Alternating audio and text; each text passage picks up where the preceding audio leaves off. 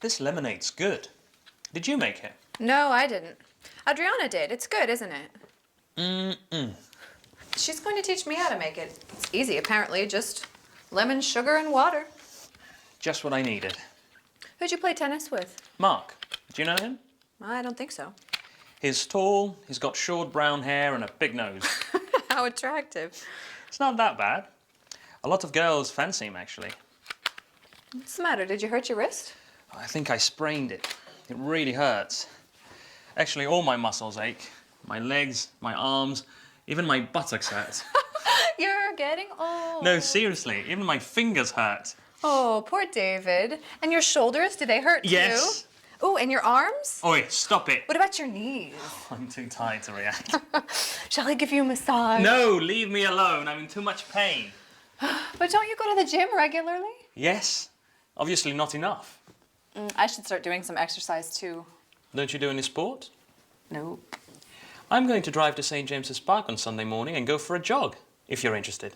Sunday morning? No way. I'll come with you if you go in the afternoon, but I am not going to get up early on a Sunday just to go for a jog. Don't be lazy.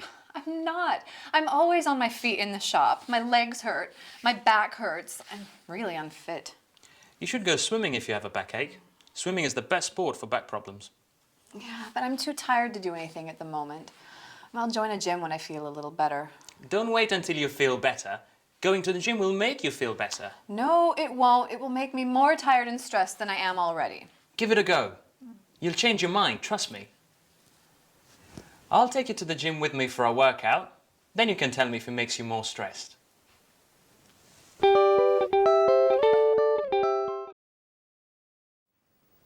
Hi, how are you? Do you have any aches and pains? I'm like Lucy. At the end of a long work day on my feet, my back hurts, my legs ache, and my feet hurt too. Probably David's right. The best thing for backache and general aches and pains is sport. I'd like to start working out and doing exercise, but I'm often tired and don't have the energy after work. Do you think doing exercise will make me feel better? Will it give me more energy? Okay, I'll try. Yes, I'll go to the gym when I finish work, and I'll let you know how I feel. Okay, now that that's decided, we can get on with some studying. Did you pay attention to the tense I used to talk about what I will do later? Yes, I used will. And this is what we are going to deal with today, together with the be going to future form. So, I'll go to the gym. I'll let you know. We use will when we decide to do something at the time of speaking. I just decided to go to the gym. It wasn't something I planned to do. I decided it while I was speaking. When David tells Lucy he's going to go to St. James's Park for a jog on Sunday, she says, "I'll come with you." That's something she decided at that precise moment. Say, for example, I'm in a bar and the waiter says, "What would you like to drink?" I don't know. I'll have a glass of red wine. I decided while I was speaking. I didn't know what I wanted before he asked me. In English, we call it a spontaneous decision. I just remembered.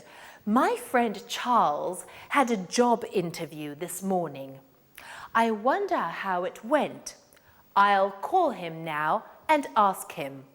You see, that was a spontaneous decision too. We also use will when we offer to do something. You have a lot of bags to carry. I'll help you. The phone's ringing. I'll answer it. We also use will when we promise to do something. Say you lend me some money. I say, thank you. I'll pay you back tomorrow. Or you tell me a secret. I say, I won't tell anyone. Right. Won't is the negative of will. Will is a modal auxiliary verb. Remember, like can and should. So it becomes negative by adding not. Will not, which in spoken English is contracted to won't. So I won't tell anyone. Your secret is safe with me. You can also use won't to say that somebody refuses to do something. I tried to talk to her, but she won't listen to me. She refuses to listen to me. Another use of will is when we ask someone to do something. Will you shut the door, please? Will you be quiet, please? You're making a lot of noise. Notice how will comes before the subject in the question because it's the auxiliary verb. Let's just sum all that up. We use will for spontaneous decisions made at the time of speaking, when we offer or promise to do something, and when we ask someone to do something. We do not use the present simple in these situations. But we also use will to express our opinion when we think something will happen. Remember when Lucy says going to the gym will make her feel more tired and stressed, and David says, you'll change your mind. That's his opinion. He thinks she'll change her mind. Remember Charles, my friend who had a job interview this morning? I think he'll get the job. I'm sure they'll offer him a good position. He has a lot of experience and he'll probably accept the offer. These were all opinions I have. So we often use will with the verb to think. David thinks Lucy will change her mind. We also use will with the expression to be sure. I'm sure she'll feel better. And with probably. I'll probably be home late this evening. I'm going to the gym. Now, before we go on, let's quickly look at how we construct a sentence with will. Will, won't, plus infinitive without to. In positive sentences, we have I, you, he, we, they will go, for example. In negative sentences, I, you, he, we, they won't go. And in questions, will, I, you, he, we, they go? What about short answers? Yes, I will. No, I won't. Yes, you will. No, you won't. And so on. Shall is another modal auxiliary verb similar to will, but we use it mostly in questions. Remember Lucy says, shall I give you a massage? That basically means, do you want me to give you a massage? We only use shall for the first person singular I. Shall I open the window? Do you want me to open the window? It's a bit hot in here. And for the first person plural, we. Shall we go for a drink later? We use shall I and shall we to make suggestions and ask someone's opinion. I've got no money. What shall I do? Shall we take a break? No, we can't. We've still got a lot to do, so let's move on. I want to look at another structure we use for the future, and that's to be going to. Lucy says Adriana's going to teach her how to make lemonade. It's so good. She says Adriana is going to teach me. To be going to is very different from will because we use this structure to talk about things we have decided to do, things we've already planned. Lucy knows Adriana is going to teach her. Perhaps she decided it this morning. And when David says, I'm going to drive to St. James's Park on Sunday, he already knows he's going to drive to the park. Perhaps he decided it yesterday.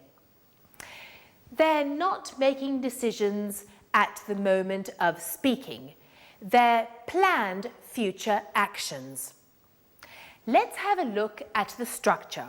We have to be plus going to plus infinitive without to. She's going to teach Lucy to make lemonade. They're going to go to the park on Sunday. The verb to be is the auxiliary verb in this structure, so we add not to make the verb negative. To be plus not plus going to plus infinitive without to. I'm going to buy a new car, but I'm not going to buy a Ferrari. Lucy's not going to get up early on Sunday. And to form a question, the verb to be comes before the subject. To be plus I, you, he, we, they, plus going to, plus infinitive without to. Are you going to go to the gym later? Yes, I am. Later, I'll let you know how I feel.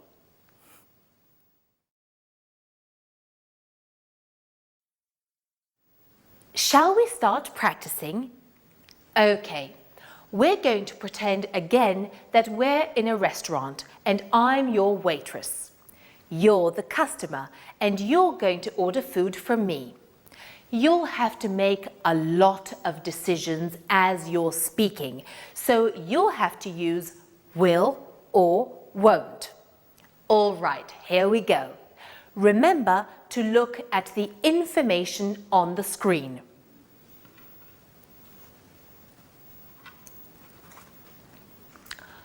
Good evening, follow me. Would you like to sit here at this table or at that table over there?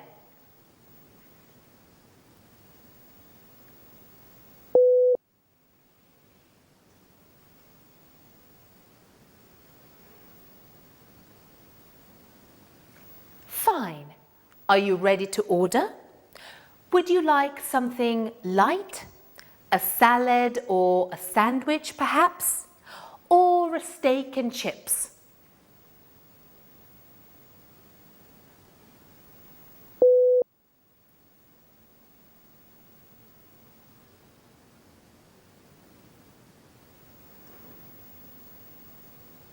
Great, good choice. Anything else?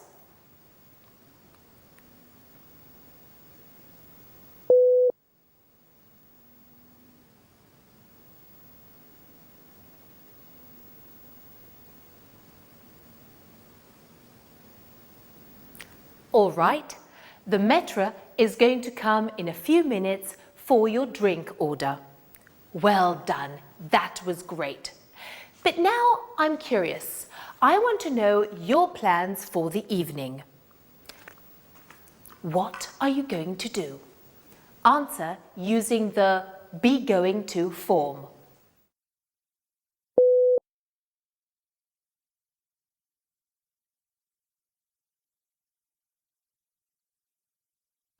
You are going to... Wow! Have a nice evening then.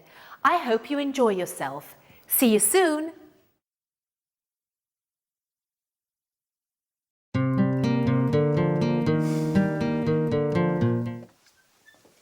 What's the matter, Em? I don't feel well. Oh, do you feel sick? No, not sick. I don't have a stomach ache, but I think I'm getting the flu. What do you feel exactly? Can you tell me your symptoms, Miss Fraser? I have a sore throat. I think I have a fever, and my legs ache. Well, you look fine, and you're not hot. I've got a headache, too. I think I need a prescription for some painkillers. We have some paracetamol, don't we? Something stronger.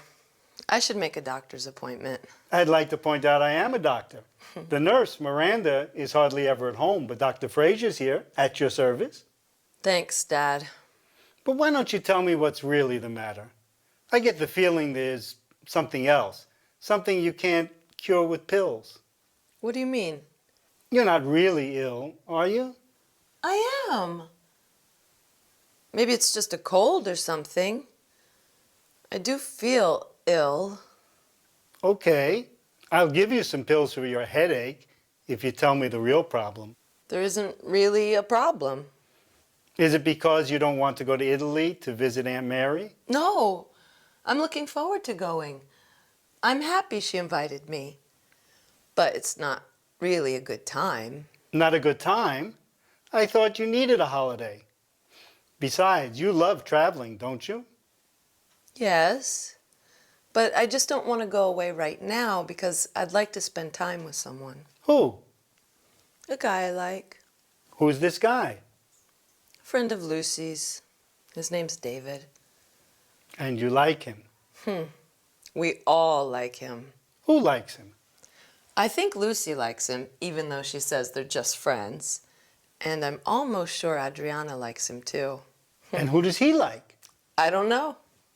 But even if he likes me, I'm going to visit Aunt Mary in Italy now. Listen, Em, if David likes you now, he'll like you when you get back too. Yeah, I guess so. Absence makes the heart grow fonder. That's what they say.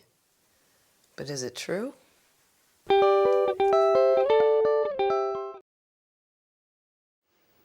I think we have a definite case of love sickness there.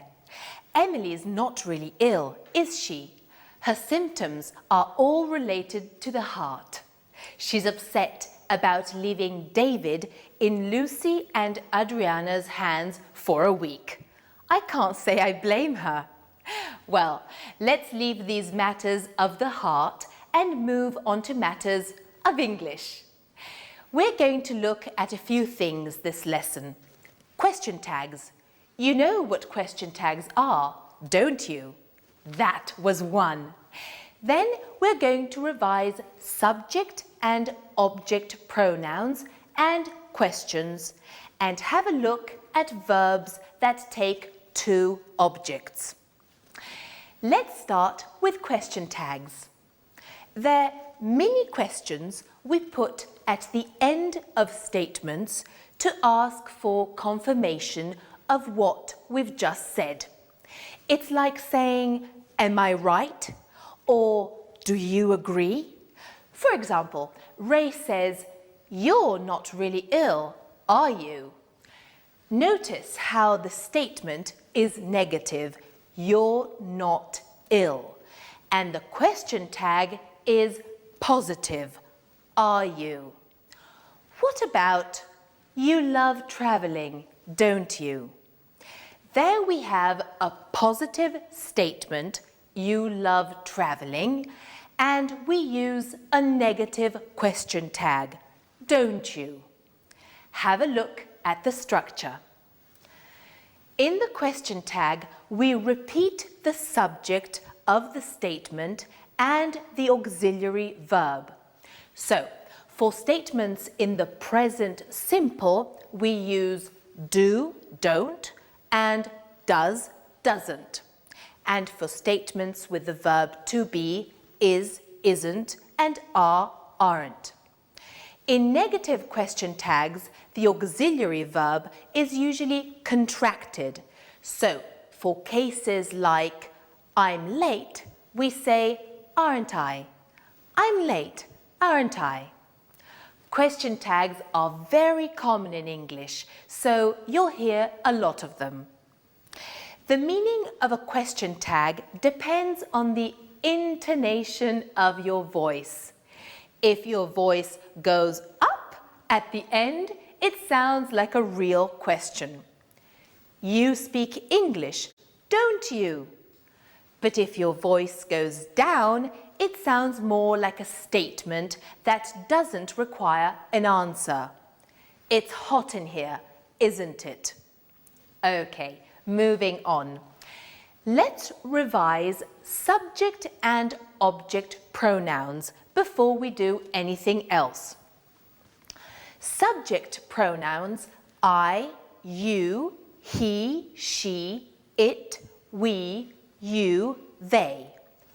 Object pronouns me, you, him, her, it, us, you, them. Remember that in English, subject pronouns always come before the verb and object pronouns always come after the verb. I love him. You're listening to me. He doesn't want it. In these examples, there's only one object after the verb. Him, me, it. Sometimes verbs can take two objects, a direct object and an indirect object, and we usually say the indirect object first and then the direct object. Ray gave Miranda a present. The first object, the indirect object, is usually a person or a group of people. And the second object, the direct object, is usually a thing. I'm teaching you English. She showed us some pictures. Adriana cooked them dinner. But if we want to reverse the order, then the indirect object has to be converted into a phrase beginning with to or for. I'm teaching English to you. She showed some pictures to us. Adriana cooked dinner for them.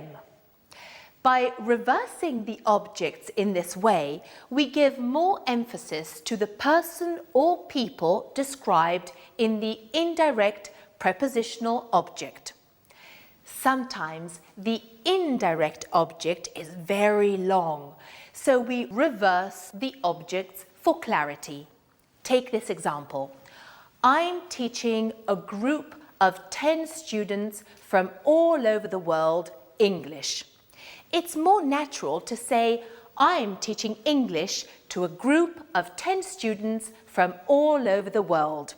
Now, staying on the topic of subjects and objects, I'd like to take a quick look at the difference between subject questions and object questions.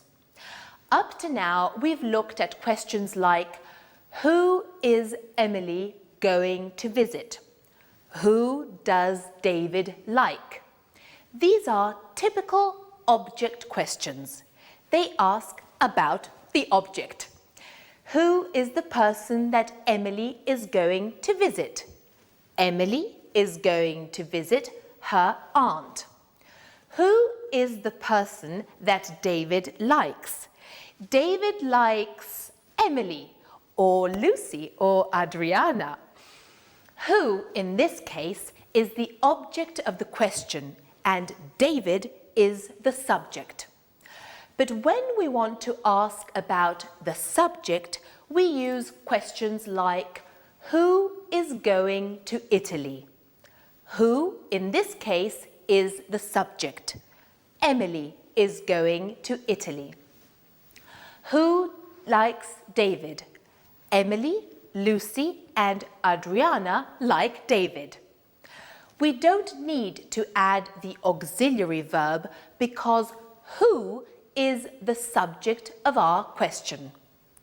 Only the question words who, what, and which can be used as subjects of questions. What happened? Which is yours? Who went to the party? But when who refers to the object, we need an auxiliary verb.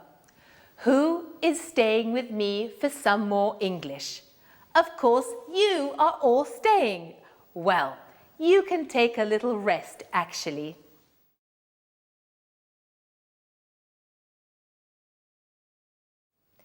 Let's start exercising with some question tags.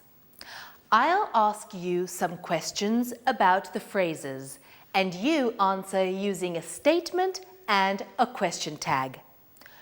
Where do the phrases live?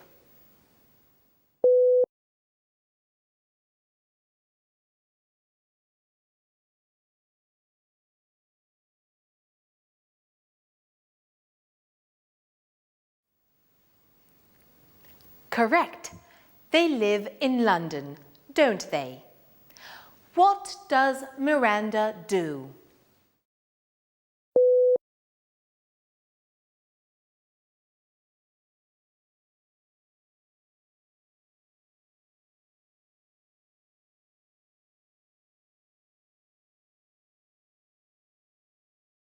That's it. She's a lawyer. Busy lady, isn't she? Where does Emily work?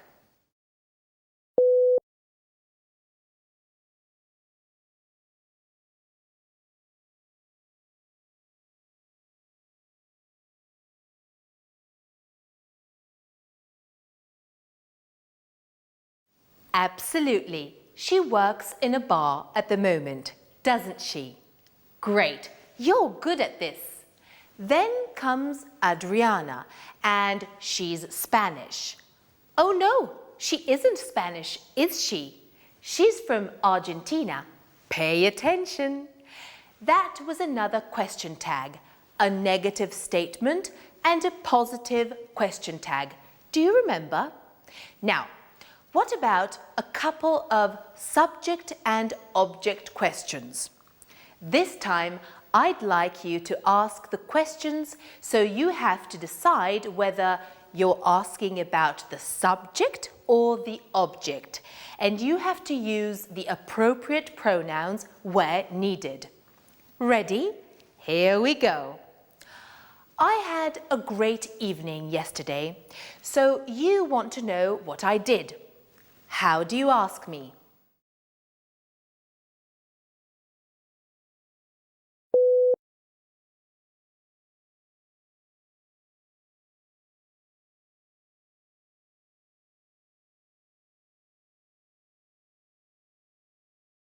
What did you do? Well done! That's an object question. What did I do? I got home late from work and I was really tired, so I just wanted to have dinner and watch TV. But something happened. Curious? You want to know what happened, so you ask me,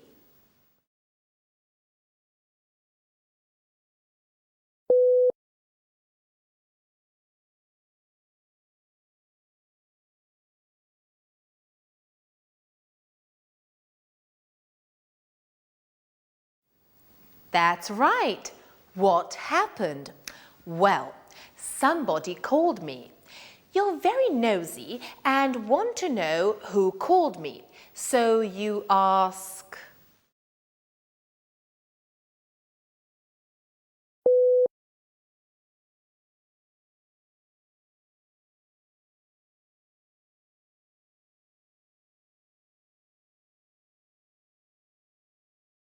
Who called me? Edward, my husband. He reserved a table for two at my favorite oyster bar. He wanted to surprise me, so in the end, we went out for dinner and I had a wonderful evening. Well, I think this evening I'll have an early night. So that's all for now. Take care and see you soon. Bem-vindo à coleção Inglês Prático. Aqui você vai encontrar algumas informações úteis que irão facilitar a consulta do curso. Você pode assistir ao conteúdo do DVD na sua TV usando o controle remoto de seu aparelho. Pressione as setas direcionais para navegar pelos quadros ativos da tela. Para ir à seção que deseja, pressione o botão OK ou Enter. O menu principal do DVD apresenta uma lista dos conteúdos que você pode ver. Cada unidade é composta de 2 aulas em vídeo com foco na gramática.